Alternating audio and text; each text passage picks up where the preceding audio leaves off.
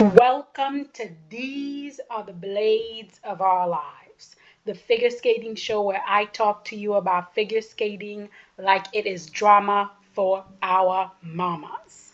And we are going to do a prediction for Skate America.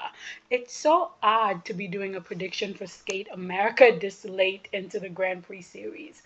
I wonder if this setup where Skate America is so late in the Grand Prix series is a one-time thing or if this is going to be the new standard moving forward. I did see on skating Twitter that a lot of people are concerned because of the government shutdown that traveling may be a problem to both some of the competitors as well as some of the people who are going to go see the event. And I can see that because coming from Puerto Rico back, my flight was delayed 5 hours. So I was trapped in the airport for 5 hours. So definitely, I hope all the competitors left extra early so they can all get there, do their warm up, and so forth. And I hope, most of the people who are going are able to make it there safe and on time. Because it's really nice when there's a full house for the skaters to compete in front. But with that being said, because I came from a tropical climate to a cold climate, I am a little under the weather, so my throat is hurting me a little. So I'm gonna do like a really, really quick prediction video for Skate America. Starting right off the bat with pairs, as always, I'll do the judges' pick and then my pick. So for pairs, the judges pick, I think the judges will probably go with Riku, Miura, and Ryuichi Rihara and Ryuichi Rihara. And then in second place, probably Anastasia, Melton Kina, and Luca Barilava. Probably, maybe Emily Chen and Spencer Akia Howie. This is Skate America. After all, they have to give the Americans something. Um, Probably followed by Anika Hockey and Robert um, Kunkel. Then maybe I haven't seen them compete at all this season. Then maybe Valentina Plaza and Maximiliano Fernandez, followed by Kellyanne Lauren and Lucas Itier, and then lastly Olivia Flores and Luke Wang. My picks are pretty much identical to the judges, and that's based on what we've seen so far in the competition, the scores that the skaters have gotten so far. I think if Riku and Ryuichi are relatively clean, the judges should definitely give it to them. But if they're not clean and Anastasia and Luca come out and they're the cleaner of the two, I can also see them winning it here. But for me, it would definitely be Riku and Ryuichi. Their packaging for me is a little better. Their connection is a little better. Their ice coverage is much better. Their skating skills are much better. So for me, definitely Riku and Ryuichi. For the men, oh my God, the men is hard to predict both for myself and for the judges. But if I had to go with the judges, and I completely disagree with this, top two, I would say it would be Mikhail Shudorov in first place, Daniel Grasso in second place, followed by Jason Brown, then Kazuki Tomono, maybe then Kevin Amos, followed by Nikolai Mamola, then maybe Vladimir Letvintsev, then maybe Tetsuya Saboy, then Liam Kaperkis, probably followed by Corey Suseli. Then I would say Luke Economades, and then maybe lastly Day Dayway. For my pick for the men, I have a completely different pick. I'm still going with Mikhail Shedorov in first place. I know the judges were a little hard on him at his last competition. They definitely sent him the message that he needs to come full packaging. The spin, step sequence, everything has to be in order. He cannot get by with just his beautiful jumps. I feel like his team should have made the improvements that need to be made, and they should come on here a lot stronger. In second place, I'm hoping, because Kevin does tend to have a really good outing in Skate America, so I'm hoping he has another one here. I would put in second place Kevin Amos, followed by Jason Brown in third place. Then Kazuki Tomono for me. I would put Nikolai Momola in front of Daniel Grasso. I'm sorry, Nikolai Momola is giving me Devo face. My man is dying on the ice in the most dramatic way possible. He is giving me some of the most characters out of all of the men. And you know I love me a good Devo. So I am here for him. So for me, for the Italian men, I'm definitely putting Nicola Momola ahead of Daniel Grasso. I don't care about the fact that the tech callers seem to be blind to the fact that Daniel's jumps are incredibly under rotated and the fact that my man is always on the wrong edge. I don't care. I know they'll probably let him win this event. I don't care. I'm putting his ass all the way down into, well, let me see, one, two, three, four, five, sixth place. He should be in sixth place as far as I'm concerned. Then after Daniel, I probably would have Tetsuya Saboy. Corey, I'm really looking forward to Corey skating again. Definitely the kind of skater that I aesthetically prefer. Just beautiful line, beautiful skating. Again, I haven't seen him compete all season, but I'm hoping for something just beautiful from him. Vladimir is definitely a jumper. I'm still waiting for someone to explain his long program with the bloody shirt to me. No one has explained it yet. Liam is one of those skaters that could have like a really good outing or it could be a really bad outing for him. And then I'm keeping the other two the same. Luke and Darway should be about the same. Then dance. I'm probably the least invested in dance this cycle than any other discipline. I feel like the choreographers didn't really try for dance and the rhythm dance and for the free dances. I feel like the teams didn't try for the packaging, definitely in the rhythm dance and in the free dance. And I feel like the skaters don't seem like they're really competing in an Olympic season. I think most people are just phoning it in, and I don't see real effort this season. And I don't even think it has a lot to do with the fact that so many skaters are repeating old program. I don't even think that's it. I just feel like there's a lack of investment and just a lack of effort in the dance department as a whole. And I'm not blaming this completely on the skaters, the choreographers, or even the team. A lot of it is the International Skating Union. A lot of it is the ISU's fault. They are so busy chasing TikTok moment that they're suffocating the sport with the most stupid rhythm dance theme ever. Just give us a good Latin, give us a good ballroom, give us a waltz, and call it a freaking day. So I don't really care who wins here because I'm not that emotionally invested. But I think the judges will probably go Madison Chalk and Evan Bates. I think because this is Skate America, they probably will go with Christina Carrera and Anthony Podomarenko in second place. Probably Marjorie Lajoie and Zachary Lagat will earn their second bronze medal or better here. They should be followed by Evgenia Larapova and Jeffrey Bessard. Then probably Ona Brown and Gage Brown.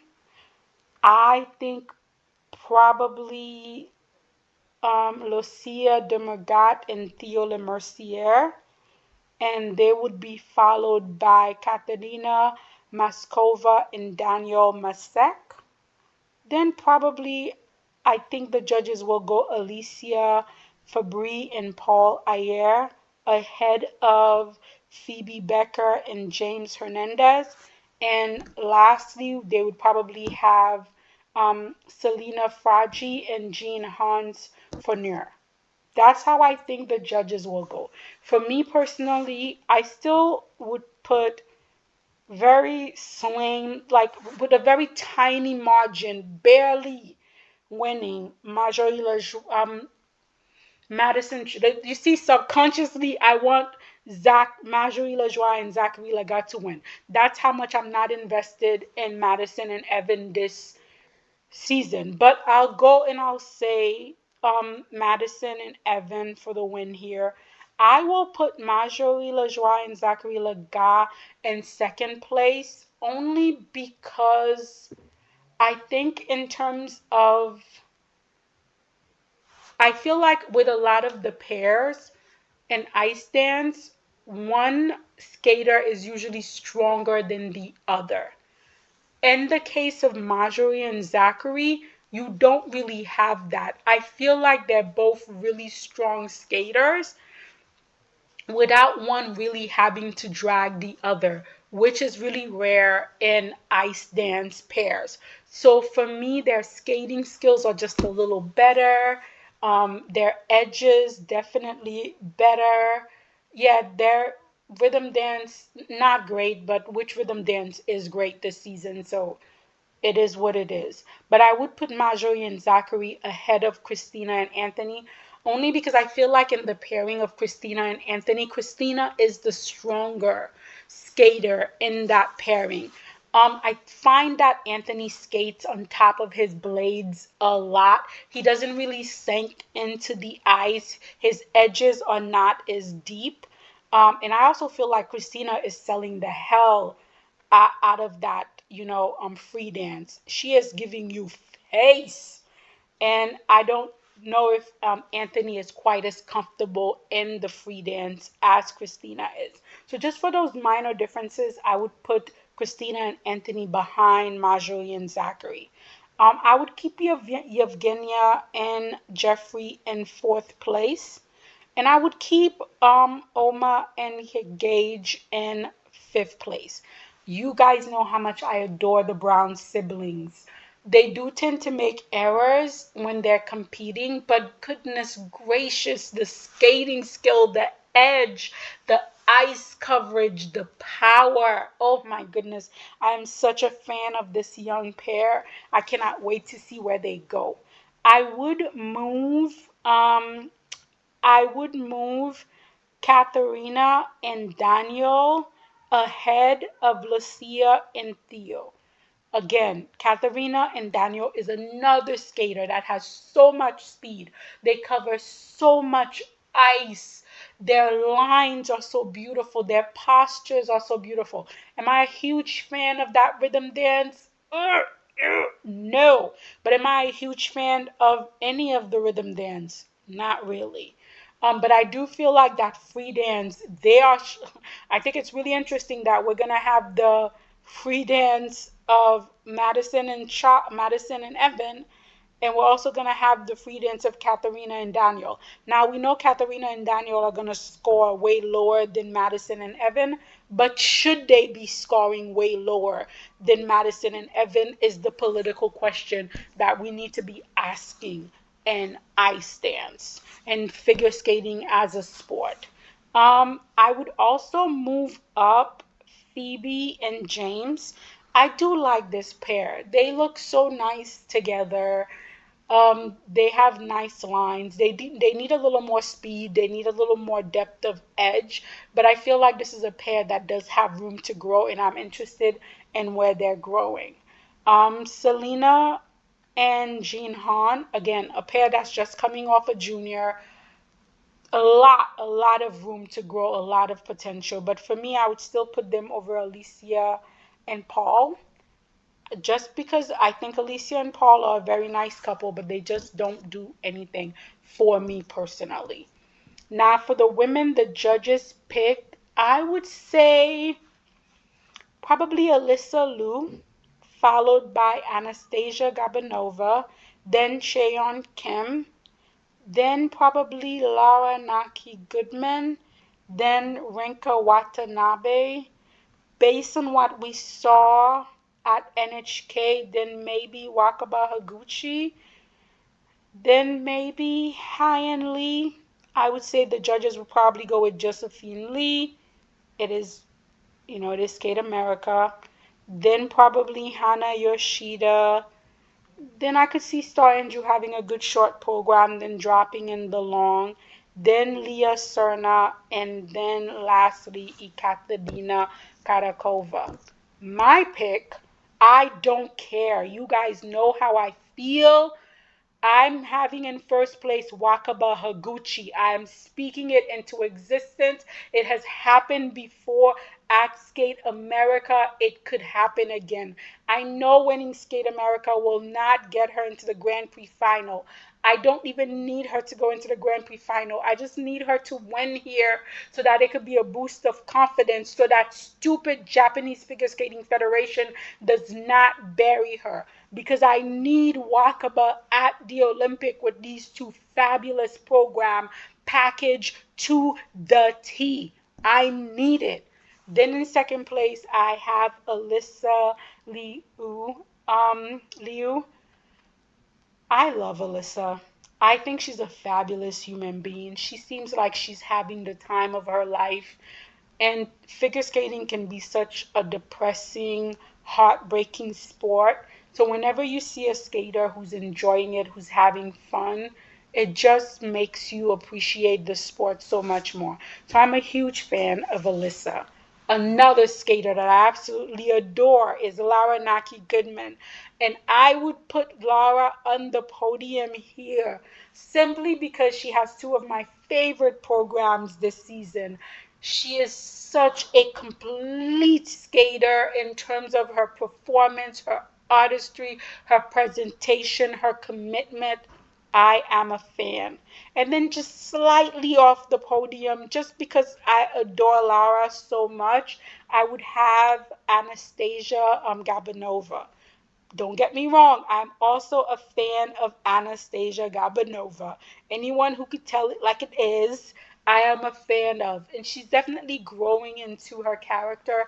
I do believe this may be her last competitive season, which is heartbreaking to hear, but I hope she definitely has a great season if it is going to be her last. Um, then Cheon Kim, the last time I saw her compete, she was struggling a little. I don't know where she is in terms of her recovery right now. She could easily be in the podium or she could easily be six. So I'm gonna put her, in sixth place. Wait, no, one, two, three, and fifth place for now. Then in sixth place, I'm gonna put Rika Watanabe. I know Rika's gonna go for those triple axles. I know Rinka is going to go for the triple axles because Rinka is going for broke this season. She is either making the Olympic team or not. There is no in between for Rinka, and I respect that so much. I also respect skaters who are adult doing difficult elements like triple axel when their bodies have fully matured. I am also a fan of that. I hope she's able to land all the triple axels that she tried. I would love to see her skate cleanly. That would be wonderful. Then I would have Josephine Lee. I think she's a very delightful skater. Again, that aesthetic preference of mine, and it's nothing more than that than an aesthetic preference. She's got really nice lines, she's got a really nice posture, she's got nice knee bend when she lands her jump. Definitely a young skater with a lot of potential. Then I would have Hyen Lee. I definitely think the judges are going to keep calling her under rotation. I do think her going back to her old program was not a bad idea. Not that I disliked her new program, but these programs have this really epic feeling to it. I just don't know if high-end skating at this stage is epic level. Like, I don't know if she's really skating to the power of the music. So we would have to wait and see that. You guys know Hana Yoshida had the Kill Bill program that I just want to see skated clean just once this season. That is all I'm asking for from Hana Yoshida, is to just skate that program cleanly just once this season, because I absolutely love that program. Again, like I said before, I think Star Andrew will probably have a very nice short program, but she tend to not have the stamina to get through a long program. So she'll probably be towards the bottom of the group. And it would be the same thing for Leah Serna. She doesn't really have the stamina for a long program. Now, Ekaterina Karakova does have the stamina for a long program. However, she's going to get those under rotation calls both in the long and in the short. The judges are going to be looking at every single jump, and she is going to get dinged for every single jump. And to be fair, her jumps are incredibly under rotated. But you never know. Sometimes Ekaterina comes out and she gives you a performance. So you can never count out Miss Kedakova. But that is my prediction for how I believe the 2025 Skate America is going to go. So these are my prediction, but you guys let me know in the comment. How do you see everything playing out?